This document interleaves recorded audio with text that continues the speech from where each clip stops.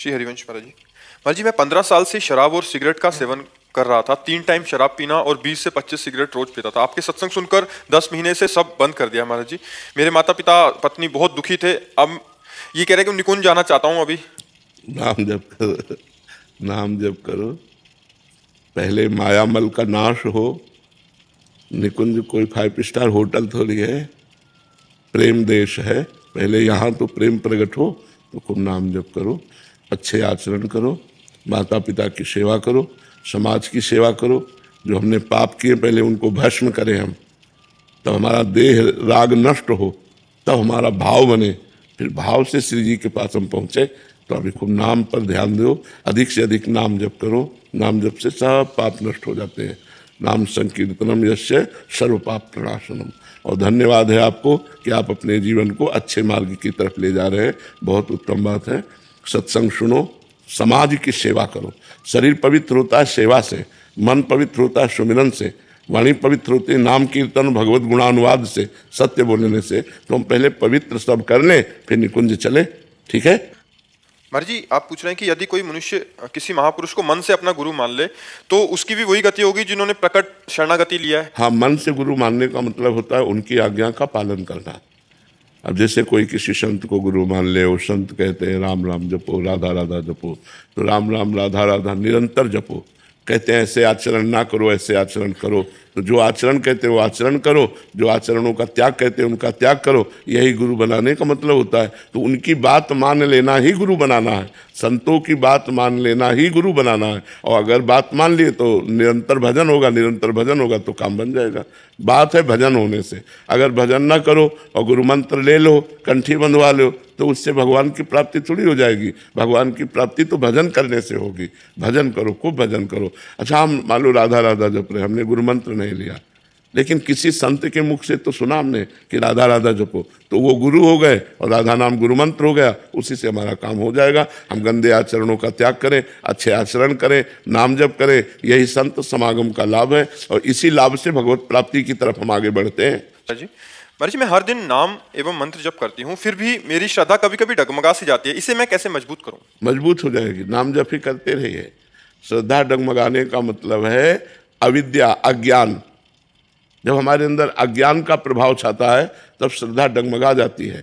जब माया का प्रभाव छाता है तो भगवान की तरफ जो हमारी लगन है वो धूल दूसरित होने लगती है। लेकिन यदि हम नाम जप डट के करते रहें, भगवान की कथा सुनते रहें, भगवान की लीला गुण गाते रहें, अच्छे आचरण करते रहें, तो हमारी एक दिन श्रद्धा दृढ़ हो जाएगी।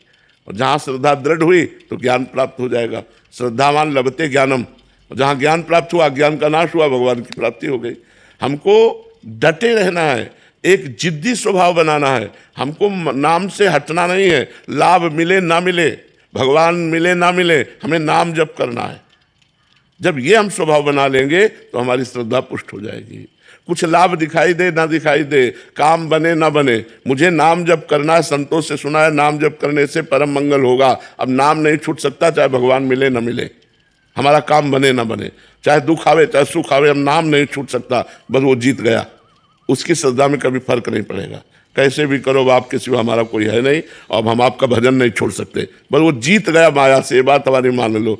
और अगर चेक करोगे मैं नाम जप करता हूँ हमारा ये काम हो जाए, तो फिर बात हो। वो काम प्रारब्ध के अनुसार है। आपको दुख भोगना तो काम नहीं बनेगा, चाहे जितना नाम जप करते हो, वो प्रारब्ध तुम्हें दुख देगा आकर के। नाम जप तुम्हारा आगे मंगल करेगा, लेकिन पूर्व में जो पाप किए हैं और वो प्रारब्ध बन के आए तो शरीर में दुख भोगना पड़ेगा कि नहीं? देखो हम लोगों को भोगना पड़ रहा है दुख। पूर्व का पाप है, किडनी फेल है, डायलिसिस होता है, बड़ी परेशानियां हैं। लेकिन भगवान की कृपा है कि भगवान की लीला कथा नाम गुण में समय व्यतीत होता है, इसलिए चित्त आनंदित रहता है, शरीर की कोई परवाह नहीं रहती। महाराज जी, शरणागति सुलभ है तो इसमें बाधा क्या है? सुलभ कहाँ है? आपको लगता सुलभ है, सुनना सुलभ है, होना कठिन है। हो गया तो मुक्त हो गया।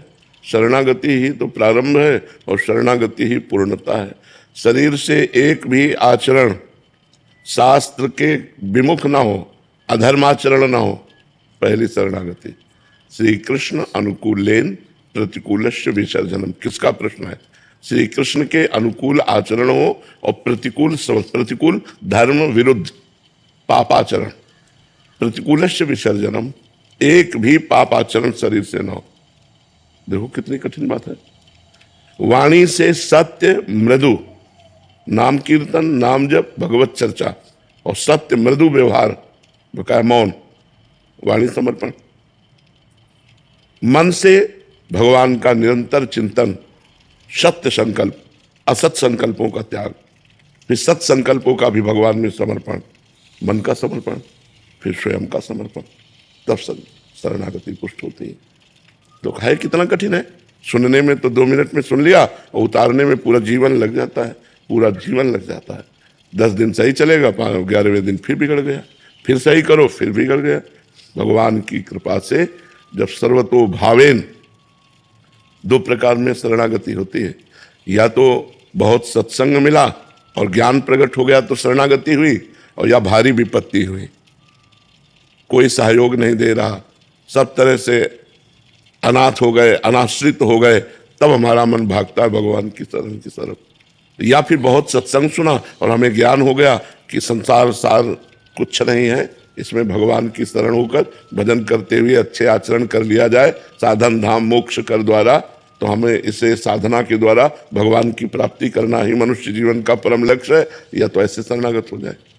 शरणागति कोई सरल बात नहीं है, और शरणागत हो गया फिर क्या, फिर तो निर्भय, निश्चिंत, निशोक, विपरीत भावना का त्याग, सब समस्त संशयों का नाश, एक अद्भुत आनंद बना रहता है। भगवान की शरणागति में बहुत आनंद है, बहुत निर्भयता है, निश्चिंतता है, और हो तो जाए। सोच पा रहे हैं आप? सेम प्रश्न है कि पूर्ण समर्पण में कृपा से ठाकुर जी की होता है या जीव द्वारा कोई क्रिया इसके लिए? अपना पूरा प्रयास और ठाकुर जी की कृपा, दोनों। ऐसा नहीं कि आप प्रमाद स्थिति में पड़े रहें, साधन भजन न करें, आपको शरणागति का अनुभव हो जाए। आप पूरा प्रयास कीजिए, लेकिन प्रयास का अभिमान न हो, कृपा का भरोसा हो और प्रयास अपना हो, तो शरणागति पूर्ण हो जाए। प्रयास अपना, अपनी सफलता तभी हम समझेंगे जीवन की, जब हमारी एक एक इंद्री, हमारी एक एक चेष्टा भगवान के लिए हो। ये हमारा प्रयास होगा। जो हमें पावर मिला है, जो हमें ऊर्जा मिली है, जो हमें सामर्थ्य मिली है, उसको हम भगवत कार्यों में खर्चा करें, ये हमारा प्रयास होगा। जैसे एक वाणी का प्रयास है, हम अच्छा बोले, हम मृदु बोले, हम किसी को कटु क्यों बोले, हम गाली गलौज क्यों दें, हम गंदी बात क्यों बोले, तो ये हमारा प्रयास रहेगा। और कृपा भगवान की, तो हमारी वाणी मौन का आश्रय लेकर, भगवत नाम जप का आश्रय लेकर, भगवत नाम कीर्तन का आश्रय लेकर भगवत शरणागत हो जाएगी। प्रयास हमारा, कृपा भगवान की। पुरुषार्थ हमारा, कृपा भगवान की। आलसी प्रमादी कृपा से हो जाएगा ऐसा नहीं। प्रयास हमारा पूरा पूरा प्रयास, जी जान से प्रयास, और कृपा भगवान की, तब वो बात होती है। प्रयास है और अभिमान है तो भी शरणागति नहीं होगी। कृपा कृपा चिल्ला रहे हो और पड़े हुए मनमानी आचरण कर रहे हो तो भी शरणागति नहीं होगी। दोनों बातें होनी चाहिए, ठीक से प्रयास और कृपा का आश्रय, तो हमारी शरणागति पुष्ट हो जाएगी। राधे राधे महाराज जी। महाराज जी, पूज्य तुलसीदास जी महाराज जी कहते हैं कि भाव को भाव अनक आलसहु, नाम जपत मंगल दिसदसहु। और एक तरफ पूज्य कबीरदास जी महाराज जी कहते हैं, माला तो कर में फिरे, जीवा फिरे मुख माही, मनवा तो चहु दिसी फिरे। तो महाराज जी, साधक को किन की बात माननी चाहिए? कबीरदास जी PhD की बात कर रहे हैं, डिग्री की बात। तुलसीदास जी प्रारंभ की बात कर रहे हैं कि अगर तुम्हारा मन नहीं लगता, तुम्हारी श्रद्धा नहीं बनती, तुम्हारा भाव नहीं बनता, तो भी तुम नाम जप करो, तुम्हारा मंगल होगा। भाव कुभाव अनक आलसहु, नाम जपत मंगल दिसदसहु। कबीरदास जी कह रहे हैं कि कर में तो माला फिरे, जिव्या फिरे मुख माहे, और मनुआ 34 फिरे, ये तो सुमिरन ना है। अब परिपक्व अवस्था में जब आना है हमको, तो परिपक्व अवस्था का मतलब है जहां अंगुली चल रही, जहां जिव्या चल रही, उसी में मेरा मन लगा होना चाहिए। वो प्रारंभिक अवस्था है, ये परिपक्व अवस्था है। दोनों अपनी जगह सही है, कोई इसमें गलत नहीं कि हम इनकी बात माने कि इनकी बात माने। एक प्रारंभिक है और एक स्थिति की बात है। स्थिति तभी आएगी जब मन तदाकार होगा, लेकिन प्रारंभ में मन तदाकार होता नहीं है। तो हमको विश्वास दिलाया जा रहा है कि तुम्हारा मन लगे ना लगे, तुम्हारी श्रद्धा बने ना बने, तुम्हारा भाव बने ना बने, यदि तुम राधा राधा कहोगे तो तुम्हारा मंगल होगा, तुम्हारा कल्याण होगा। लेकिन स्थिति तभी मानी जाएगी जब राधा बोलो तो सब इंद्रियां मन बुद्धि सब उसी में लग जाए, तब माना जाएगा कि तदाकार होकर डूब कर राधा राधा जप रहे हो, तो बढ़िया स्थिति आ गई। वहां स्थिति की बात कही जाती है, यहाँ स्थिति लाने की बात कही जाती है। समझ गए ना? महाराज जी जो स्थिति हमें ध्यान योग से प्राप्त होती है, जैसे इंद्रियों पर नियंत्रण, कुंडली जागरण, क्या वो स्थिति हमें नाम जप से प्राप्त पूरी पूरी प्राप्त हो जाएगी। नाम जप से भूत भविष्य का ज्ञान सब कुछ प्राप्त हो जाएगा, यदि चाहे तो। लेकिन नाम जापक ये सब नहीं चाहता। प्रेम चाहता है कि मैं भगवान के प्रेम में डूबूं, भगवान की रूप माधुरी में, लीला माधुरी में। इसलिए उसमें अन्य सिद्धियां जागृत नहीं होती, वो सब शांत हो जाती हैं। वो रोता रहता है भगवान का नाम लेकर के, रोमांच हो रहा है, कंठ भर गया, भगवान की रूप माधुरी सामने आ गई। यही जीवन का परम लाभ है। नाम जापक ये चाहता है, ये सब छोटी मोटी सिद्धियां, छोटी मोटी बातें ये सब नहीं चाहता। जैसे ब्रह्म ज्ञान होता है ना, वो अगर किसी सिद्धि को स्वीकार कर ले तो ब्रह्म बोध नहीं होगा, ऐसे किसी सिद्धि को स्वीकार कर ले तो प्रेम नहीं होगा। इसलिए नाम के द्वारा सब सिद्धियां जागृत हो जाएंगी। लेकिन देखो हनुमान जी नाम जापक ही तो हैं। श्री राम श्री राम श्री राम। जानकी जी ने उनको वरदान दिया, अष्ट सिद्धि नौ निधि के दाता, असवर दीन जानकी माता। नाम जापक को सब कुछ प्राप्त हो जाएगा, पर उनका प्रयोग नहीं करता, क्योंकि भगवान की सेवा और भगवान के नाम कीर्तन, भगवान की रूप माधुरी, भगवान की गुण महिमा, लीला महिमा में डूबा रोता रहता है। उसको और कुछ नहीं चाहिए, इससे बढ़कर और कुछ नहीं है। महाराज जी कैसे समझें कि हम सही राह पर चल रहे हैं? संतों का संग करो और शास्त्रों का स्वाध्याय करो। जब संत संग, संत वाणी और शास्त्र वाणी और अपना हृदय, अपनी चाल तीनों एक हो तो सही है। शास्त्र और संत और हृदय एक है हमारा। जो शास्त्र कह रहे हैं वही संत बोल रहे हैं, वही हम चल रहे हैं, ठीक चल रहे हैं। अगर शास्त्र विरुद्ध है, संत विरुद्ध है तो हम सही नहीं चल रहे।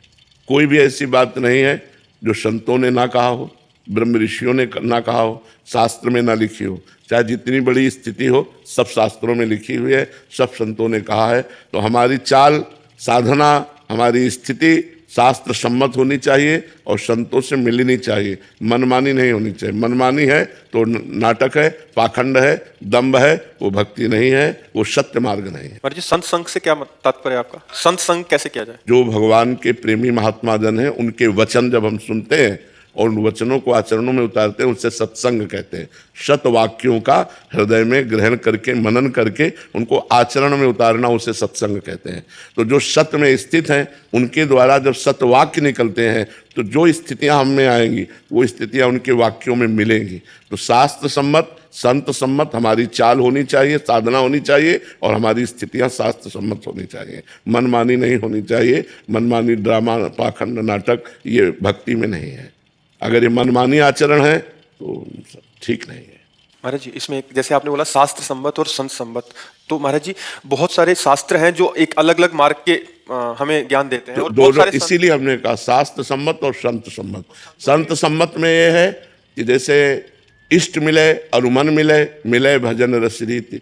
जहाँ हमारा इष्ट मिलता है, हमारा मन मिलता है, हमारी भजन रस रीति मिलती है, उन संतों के वाक्यों को हम माने। शास्त्र में जैसे सांख्य योग, भक्ति योग, कर्म योग, तो हम किस योग के प्रतीक हैं उस योग को हम देखें, अपने मार्ग के अनुसार हम अपनी बातों को स्वीकार करें। शास्त्र सम्मत और संत सम्मत हमारा मार्ग जो है, इसीलिए हम अपने मार्ग के शास्त्रों का स्वाध्याय करें, अपने मार्ग के संतों का संग करें। अब जैसे हमारा भक्ति मार्ग है, अगर हम ज्ञान मार्ग के संतों का संग करेंगे तो हमारा उनका भाव नहीं बैठ पाएगा ना। उनका भाव है अहम ब्रह्मास्मि, मैं ब्रह्म हूँ। हमारा भाव है दासोहम, मैं उस ब्रह्म का दास हूँ। तो सारा सिद्धांत ही बदल जाएगा। दासोहम और सोहम, मैं वही हूँ और मैं उनका दास हूँ, तो अंतर पड़ जाएगा। तो इष्ट मिले और मन मिले, मिले भजन रस रीति। तहाँ निशंक होए मिलिए, तासों कीजिए प्रीति। शंका रहित होकर ऐसे संतों से प्रीति करो और उनके वाक्यों को स्वीकार करो। भगवान के भक्त को वैराग्य और ज्ञान स्वाभाविक प्राप्त हो जाता है, लेकिन ज्ञानी चाहे तो भक्ति कर सकता है, अन्यथा उसके अंदर किसकी भक्ति? जब द्वैत है ही नहीं, दूसरा है ही नहीं, तो भक्ति किसकी करे? वो स्वयं ब्रह्म है। तो इसलिए बहुत समझकर सत्संग भी करना चाहिए। महाराज जी इसमें एक और, क्योंकि साधक है महाराज जी, ये जो डाउट आते हैं वो, अब ये एक तरफ आपके श्रीमुख से सुना है कि संतों का सेवा, उनकी मतलब पूजा अर्चन करें, फिर जब उनका इतना करेंगे तो वो कुछ उपदेश भी करेंगे, तो फिर हम कहाँ चलें? क्योंकि अब हमको इसीलिए गुरुदेव का वर्ण किया जाता है। गुरु का वर्ण इसीलिए किया जाता है कि हम संत सेवा कर सकते हैं, खवा पिया सकते हैं, उनके चरण धो सकते हैं, उनकी आरती कर सकते हैं, लेकिन उपदेश अपने गुरु के मानेंगे। या जो गुरु से मिलते हुए उपदेश है वही हम अपने जीवन में धारण करेंगे। हम सब उपदेश नहीं मान सकते, क्योंकि मान लो कोई ब्रह्मज्ञानी है, कोई कर्म योगी है, कोई अष्टांग योगी है, अलग अलग संत हैं, तो हमको चाहिए हम जिस योग के गुरुदेव का वर्णन किया है, प्रवचन सबके सुने, माने अपने गुरु की। जो उपदेश हमारे गुरु से मिलेगा वही हम उपदेश मानेंगे, अन्यथा प्रणाम, संत सेवा कर लेंगे, लेकिन सब उपदेश हम नहीं मान सकते। उपदेश अपने गुरु के या गुरु से मिलते हुए वाक्यों के उपदेश। महाराज जी, मेरी माँ कैंसर के उपचार के बाद अब ठीक है, पर मन में दुख रहता है। वो अपने हिसाब से रिश्तेदारों और दोस्तों के लिए जो करती हैं, बदले में उनको लगता है कि वही प्यार और सम्मान नहीं मिलता, इससे नहीं तनाव मिलेगा। होता है। संसार का ऐसा स्वरूप नहीं है कि आप यहाँ प्यार बांटें और आपको प्यार मिले। आप बांटोगे प्यार, हो सकता है मिले आपको नफरत।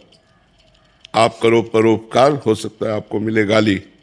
तभी तो परमार्थ करना कठिन हो जाता है कि हम आपको संभाल रहे हैं और आप हमें हानि पहुंचा रहे हैं। तो अगर इस स्थिति को पार कर गए तो परमार्थ पर चल पाओगे। नहीं, ऐसा नहीं, संसार ऐसा नहीं। ऐसा मत सोचो तुम किसी को हित करोगे, प्यार करोगे, सहयोग करोगे, तुम्हारा हित करेगा। नहीं, अवसर आएगा तो वही तुम्हारे, हो सकता है जड़ काटने की कोशिश करे। फिर आपको अपनी स्थिति में रहना है, तभी बात बन सकती है। ऐसे संसार से हम आकांक्षा ना करें, ये झूठा संसार है, यहाँ सच्चा प्यार नहीं मिल सकता। यहाँ हमारा किया हुआ सच्चा कर्म दूसरे के प्रति जो है वो भगवत प्रीत्यर्थ होना चाहिए। ऐसा नहीं होना चाहिए कि मैं किसी के साथ कर रहा हूँ, हमें धन्यवाद दे, हमारी की हुई जो क्रिया है पलट करके वो हमको वैसे ही सुख दे, ऐसा नहीं होगा। हो सकता है आप माता पिता की सेवा कर रहे हो, वो दूसरों से आपकी निंदा करे। हो सकता है आप सास ससुर की सेवा कर रहे हो, वो आपकी निंदा करे, पर आपको सेवा करनी है, तभी आप सेवक होगे। अगर आप निंदा करने पर उनकी सेवा छोड़ दी तो आप सच्चे सेवक नहीं रहे। ऐसे ही हमें तुम्हारा हित करना है, तुम भले हमें गाली दो, हम तुम्हारा मंगल करेंगे, ऐसे चला जाता है इस मार्ग में। हनी जी, राधे राधे। राधे राधे महाराज जी। महाराज जी, वृंदावन में ठाकुर जी की कृपा से नाम और मंत्र जब अच्छे से होता है, लेकिन जैसे ही शहर मत कहो, कहने से ठीक नहीं रहता, डर लगता है। तो आप किसका प्रश्न है? ये कह रहे वृंदावन में तो होता है, पर जैसे अपने शहर जाते हैं तो पूरा भजन रुक जाता है। आप पर वृंदावन में भी अच्छा भजन होता है, ऐसा मत कहो। भजन को बहुत छुपा के रखो। हाँ, अब ये जैसा है कि जैसा वृंदावन में होता है वैसा बाहर नहीं होता है, ऐसा हम प्रश्न कर सकते हैं। लेकिन वृंदावन में अच्छा भजन होता है ऐसा हम ना कहें, उससे डर लगता है कि कहीं रुक न जाए, कहीं हम आए और विघ्न पड़ जाए। ये हमारे अनुभव की बात है कि जहाँ हमने सोचा अब अच्छा हो रहा है वही फिर विघ्न शुरू हो जाते हैं। तो इसलिए भगवान से प्रार्थना करो कि जैसा यहाँ भजन होता है वहाँ सब बाहर इसलिए नहीं हो पाता कि बाहर हमें वातावरण नहीं मिलता ना। यहाँ तो भागवतिक वातावरण है, कण कण सब प्रियाजू की चरण रज है, गोपियों के आंसुओं से भींगी हुई ये भूमि है, वृंदावन जैसा वृंदावन ही है। तो अब बाहर हमको दृश्य, वायु, वातावरण ये सब रजोगुणी मिलता है, रजोगुणी तमोगुणी, राजसिक तामसिक। लेकिन यदि हम अपने हृदय से भगवान को स्मरण करें तो जैसा वृंदावन में भजन होता है वैसा बाहर भी हो सकता है, क्योंकि भगवान तो सर्वत्र है ना। कोई ऐसी जगह नहीं जहाँ हमारे भगवान ना हो, सब जगह भगवान है। तो जहाँ आप रह रहे हो वहाँ भी भगवान है, सब समय भगवान है। तो जिस समय आप वहाँ हो उस समय भी भगवान है। सब में भगवान है तो आप में भी भगवान है, सबके भगवान है तो आपके भी भगवान है। हम अगर इस सिद्धांत को देखें तो हमारे हृदय में भजन चलने लगे। लेकिन है कठिन, क्योंकि अभी नए नए जब हम भजन में लगते हैं तो हमको प्रोत्साहन के लिए वायुमंडल चाहिए। अगर हमारे अगल बगल वाला या जहाँ हम बैठते हैं या जिस ऑफिस में जाते हैं या जिस दृश्य को देखते हैं वो भागवतिक होता है तो हमारा भजन बढ़ता है, और अगर राजसिक होता है तो हमारा मन भी वैसे ही होने लगता है। लेकिन यदि नाम हम पकड़ लें, जिद्दी स्वभाव, इसीलिए हम कहते हैं इसे हट कर के जपना होगा, इसे जिद्दी स्वभाव पे लागना होगा। मुझे भजन करना है बस राधा राधा राधा, फिर धीरे धीरे प्रभाव नष्ट हो जाएगा, फिर एक जैसा होने लगेगा। पर वृंदावन जैसा तो वृंदावन ही है, वृंदावन जैसा तो क्योंकि इस भूमि का प्रभाव है। और जगह भजन को पकड़ना पड़ता है और यहाँ भजन आपको पकड़ेगा। यहाँ भजन गहे फिरे बाह, यहाँ चलत फिरत सुनियत यह है श्री राधा वल्लभ लाल। यहाँ तो जिधर देखो राधे राधे राधा राधा, माला लिए देखो, हमको भी स्मृति आ गई। मान लो हम भूले हुए हैं, सामने देखो माला जप रहा है, तो हमारे अंदर भी भगवत स्मृति आ गई। लेकिन बाहर देख रहे हैं, सामने संसारिकता है, तो वो लुभायमान करती है। ये माया का आकर्षण होता है। जहाँ जैसे लोग होते हैं, जैसा वातावरण होता है, वैसा हमारे हृदय पर प्रभाव पड़ता है। अभी हृदय केवल मायामय है, भागवतिक थोड़ी हो गया है। तो इसलिए हमें प्रयास करना चाहिए हठ पूर्वक नाम जप करने का। यहाँ तो स्वाभाविक चलेगा, यहाँ तो अगर थोड़ा सावधान रहो, अपराध न बने, तो स्वाभाविक भजन गए फिर वहाँ। और देश के बसत ही घटत भजन की बात, और वृंदावन में स्वार्थ उलटी भजन हो जात। स्वार्थ के लिए जा रहे हो आप बाजार सब्जी लेने। अब एक वैष्णव के दर्शन हो गए, बोले कहाँ सब्जी मंडी है? बोले बिहारी जी के बगल में है, राधा वल्लभ जी के बगल, भगवान नाम है यहाँ। यहाँ के पूरा वृंदावन भागवतिक है, तो यहाँ जो सुनो सब भागवतिक, जो देखो सब। आप सहज में चलो तो 50 संतों के दर्शन हो जाएंगे, 50 वैष्णवों के दर्शन हो जाएंगे। गृहस्थ है, माला लिए है, नाम जप कर रहे, हमको भी राधा राधा स्मरण में आता है। यहाँ का वायुमंडल राधा राधा बोलता है। अगर हमारा पवित्र हृदय हो जाए तो सुनाई देगा, पत्ते की खरक से यहाँ राधा राधा बोलता है। यहाँ वृंदावन के वृक्ष को मरम न जाने कोई, डाल डाल यहाँ पात पात में राधे राधे हो। ये परम धाम है ना, तो यहाँ की समानता तो कहीं हो नहीं सकती। पर हमको नाम नहीं छोड़ना चाहिए। हम कहीं भी हो, हमें जबरदस्ती नाम को पकड़े रहना चाहिए, नाम को चलाना चाहिए, तो हमारा समय और जीवन दोनों सार्थक हो जाएगा।